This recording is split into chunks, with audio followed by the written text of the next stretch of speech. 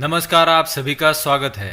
श्रावण माह की शुक्ल पक्ष की पंचमी तिथि को हम नाग पंचमी का त्योहार मनाते हैं। सनातन हिंदू धर्म में नागों को बहुत ही शुभ और ऊंचा स्थान दिया गया है।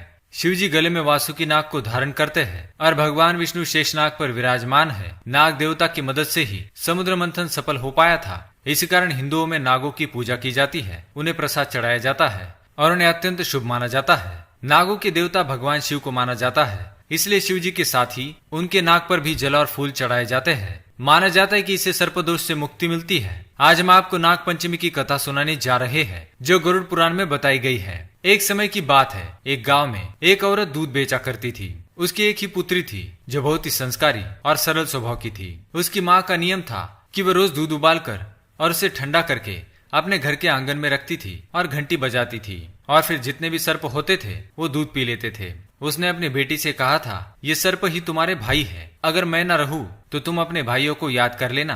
कुछ समय बाद जब उसकी बेटी बड़ी हो जाती है और उसकी शादी एक बहुत बड़े खानदान में होती है।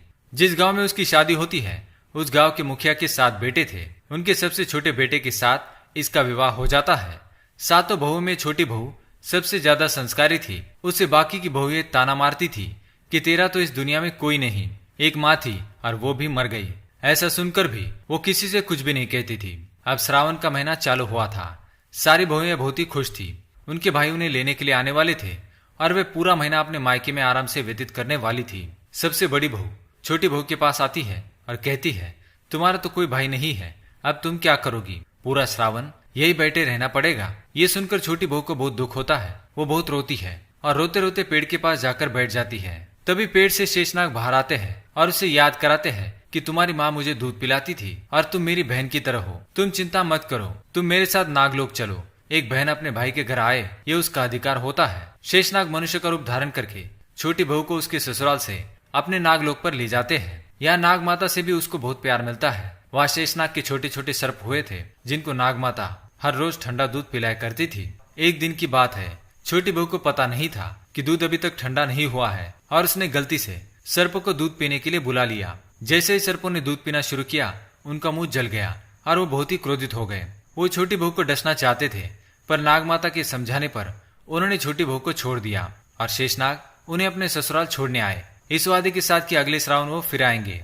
इधर छोटे सर्प भी बड़े हो गए थे, पर वो छोटी बहू से बदला लेना चाहते थे।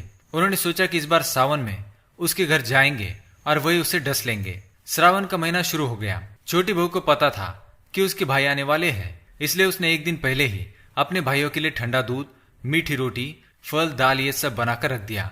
उसने अपने भाइयों के स्वागत के लिए घर के बाहर सर्प रंगोली बनाई और जैसे वो आए उन पर सुगंधित पुष्पों की वर्षा की। उन्हें कुमकुम का तिलक किया, फिर उन्हें ठंडा दूध, मीठी रोटी और फल खिलाए और अपनी गलती के लिए माफी मांगी। उसके बाद सर्प भाइयों को विश्वास हो गया कि उनका मुंह छोटी बहू से गलती से जल गया था, इसलिए सभी ने खुश होकर छोटी बहू को एक बहुत ही सुंदर मोतियों का हार दिया और वचन भी दिया कि जो भी तुम्हारी तरह प्रेम से ठंडा दूध पिलाएगा, हम उसे सर्प दोष से मुक्त करेंगे। तब से श्रावण माह की शुक्ल पक्ष की पंचमी तिथि को नाग पंचमी का त्योहार मनाया जाता है, जिससे सारी औरतें नाग देवता को भाई मानकर उनके लिए ठंडा दूध, मीठी रोटी, फल फूल आदि से उनकी पूजा करती है। तो दोस्तों, ये थी नाग पंचमी की कथा।